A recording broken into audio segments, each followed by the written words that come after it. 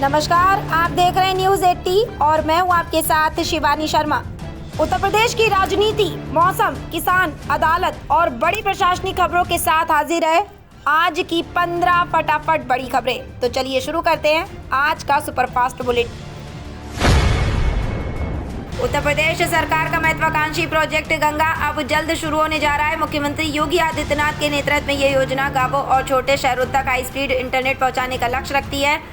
जुलाई 2025 से शुरू हुई तैयारियों के बाद मार्च 2026 में MOU साइन किया गया और अब परियोजना अंतिम चरण में है। इसके तहत ग्रामीण क्षेत्रों में ब्रॉडबैंड, मुफ्त पब्लिक वाईफाई, IPTV, OTT सेवाएं, CCTV और साइबर सिक्योरिटी सुविधाएं उपलब्ध कराई जाएंगी। साथ ही युवाओं को ऑनलाइन ट्रेनिंग, फ्रीलांसिंग और रिमोट वर्क के अवसर मिलेंगे, जिससे गांवों की डिजिटल और आर्थिक स्थिति मजबूत होगी।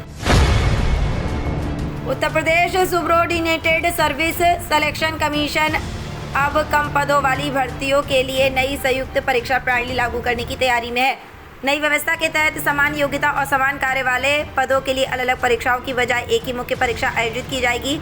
इससे भर्ती प्रक्रिया तेज होगी और अभ्यर्थियों को बार बार आवेदन व परीक्षा देने की परेशानी से राहत मिलेगी। आयोग ने PET 2025 के आधार पर अब तक 13 भर्ती विज्ञापन जारी किए हैं, जबकि जल्द ही 1600 सहायक लेखाकार पदों पर भर्ती आने वाली है। नई प्रणाली से परीक्षा प्रबंधन बेहतर होगा और उम्मीदवारों का आर्थिक खर्च भी कम होगा। योगी आदित्यनाथ ने जेवर स्थित नोएडा इंटरनेशनल एयरपोर्ट की बेहतर कनेक्टिविटी के लिए प्राथमिक चरण में 110 इलेक्ट्रिक बसें उपलब्ध कराने के निर्देश दिए हैं। नोएडा, ग्रेटर नोएडा और ईडा क्षेत्र में 500 ई-बसों के संचालन की तैयारी तेज कर दी गई है, ताकि 15 जून से प्रस्तावित उड़ान संचालन से पहले सार्वजनिक परिवहन व्यवस्था मजबूत हो सके। मुख्यमंत्री ने इलेक्ट्रिक वाहन चार्जिंग नेटवर्क विस्तार, एक्सप्रेसवे परियोजना और एग्रीकल्चर एक्सपोर्ट हब की भी परीक्षा की। उत्तर प्रदेश के आयुर्वेद छात्रों के लिए बड़ी राहत की खबर है। राज्य सरकार 5 नए राजकीय आयुर्वेदिक कॉलेजों झांसी, बंडा, हंडिया, बरेली और मुजफ्फरनगर में PG कोर्स शुरू करने की तैयारी कर रही है। आयुर्वेद निदेशालय ने प्रत्येक कॉलेज में 20-20 सीटों का प्रस्ताव शासन को भेजा है। इससे छात्रों को राज्य में ही उच्च शिक्षा के बेहतर अवसर मिलेंगे। साथ ही आयुर्वेदिक शोध, विशेषज्ञता और स्वास्थ्य सेवाओं की गुणवत्ता में सुधार होगा। अधिकारियों के अनुसार कॉलेजों में आवश्यक आधारभूत ढांचा पहले से मौजूद है, इसलिए जल्द मंजूरी मिलने की उम्मीद है।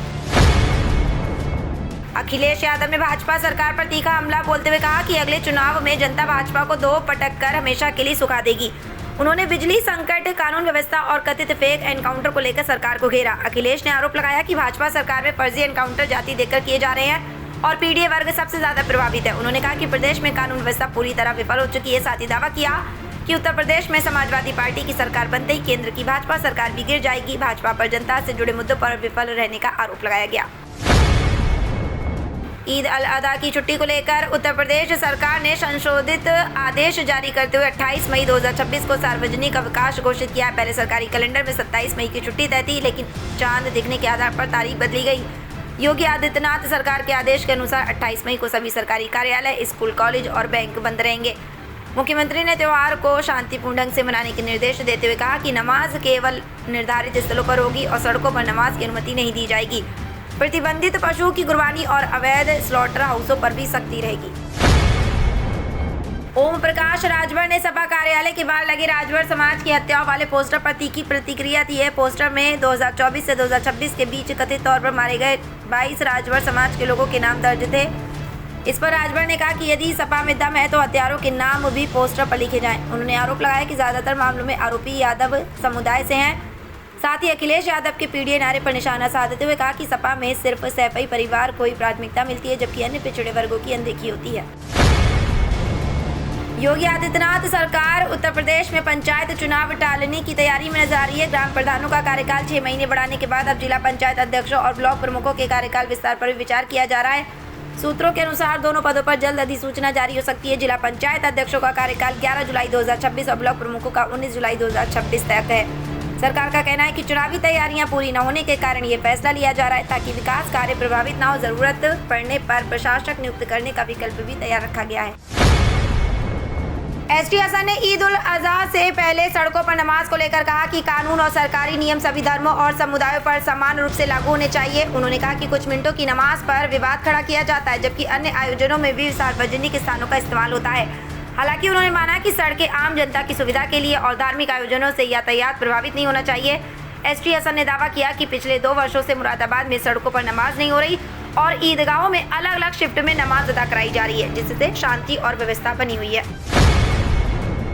Uttar Pradesh superintendent service selection commission ने फार्मासिस्ट भर्ती परीक्षा की तारीख में बदलाव किया है। अब यह परीक्षा 21 जून 2026 की बजाय 29 जून 2026 को आयोजित होगी। आयोग के अनुसार तारीख इसलिए बदली गई क्योंकि 21 जून को नीट की पुनः परीक्षा प्रस्तावित थी, जिससे परीक्षा टकराव की स्थिति बन रही थी। इस भर्ती में 564 पदों के लिए लगभग 25,859 अभ्यर्थी शामिल होंगे। आयोग ने उम्मीदवारों से आधिकारिक वेबसाइट पर नियमित अपडेट देखने की सलाह दी है। ये भर्ती पीईटी 2025 के आधार पर की जा रही है और सफल अभ्यर्थियों को राज्य के स्वास्थ्य विभाग में नियुक्ति मिलेगी। पश्चिम उत्तर प्रदेश की राजनीति में इकरा हसन की बढ़ती सक्रियता चर्चा में है। कैराना से सांसद बनने के बाद वे शामली, सहारनपुर और आसपास के इलाकों में लगातार जनसंपर्क और राजनीतिक गतिविधियां बढ़ा रही हैं। हाल ही में उनकी अखिलेश यादव से मुलाकात के बाद 2027 विधानसभा चुनाव की रणनीति को लेकर अटकलें तेज हो गई हैं। माना जा रहा है कि समाजवादी पार्टी उन्हें पश्चिम यूपी में नए चेहरे के रूप में आगे कर रही है। उनकी सामाजिक सक्रियता और विभिन्न समुदायों तक पहुंच को सपा की नई रणनीति से जोड़कर देखा जा रहा है, जिससे क्षेत्रीय राजनीति में नई हलचल पैदा हुई है। अखिलेश यादव ने उत्तर प्रदेश में पुलिस एनकाउंटर को लेकर योगी सरकार पर तीखा हमला बोला है। उन्होंने दावा किया कि हालिया मुठभेड़ों में अधिकतर लोग पीडीए वर्ग से जुड़े हैं और इसे उन्होंने फेक एनकाउंटर बताया। प्रेस कॉन्फ्रेंस के दौरान उन्होंने कई मामलों का जिक्र करते हुए कहा कि सरकार कानून व्यवस्था के नाम पर दबाव की राजनीति कर रही है। अखिलेश यादव ने पुलिस कार्रवाई पर सवाल उठाते हुए कहा कि इससे सिस्टम में भ्रष्टाचार बढ़ रहा है और समाज में डर का माहौल बन रहा है। उन्होंने इसे राजनीतिक और प्रशासनिक विफलता का संकेत बताया। स्वामी अभिमुक्तेश्वरानंद सरस्वती ने उत्तर प्रदेश के फतेहपुर में आयोजित गौरक्षा यात्रा के दौरान केंद्र और राज्य सरकार पर गंभीर आरोप लगाए। उन्होंने कहा कि चुनाव के समय हिंदू और सनातन धर्म के नाम पर समर्थन लिया गया, लेकिन सत्ता में आने के बाद गौरक्षा के लिए ठोस कदम नहीं उठाए गए। शंकराचार्य ने आरोप लगाया कि राज्य में अवैध पशु कटान और मांस निर्यात को बढ़ावा मिल रहा है। उन्होंने मुख्यमंत्री योगी आदित्यनाथ पर भी निशाना साधते हुए कहा कि केवल भगवा वस्त्र धारण करने से कोई संत नहीं बन जाता।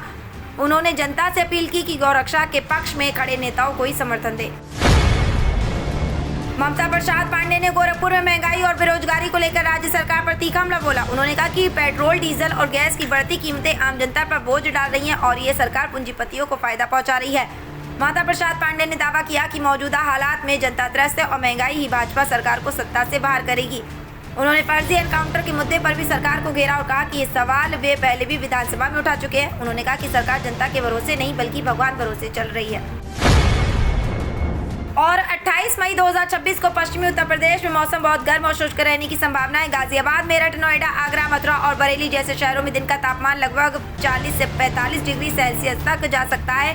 दोपहर के समय तेज धूप और लू चलने से स्थिति और असहज रहेगी। सुबह और रात में भी गर्मी बनी रहेगी। कुछ जिलों में देर शाम हल्के बादल, तेज हवाएं या गरज के साथ बहुत हल्की बारिश हो सकती है, लेकिन व्यापक राहत की उम्मीद कम है। कुल मिलाकर पश्चिम यूपी में भीषण गर्मी का असर ज्यादा और बारिश की संभावना सीमित रहेगी। तो ये थी आज की 15 फटाफट खबरें। अगर आपको वीडियो पसंद आया तो वीडियो को लाइक, शेयर व कमेंट जरूर करें। धन्यवाद।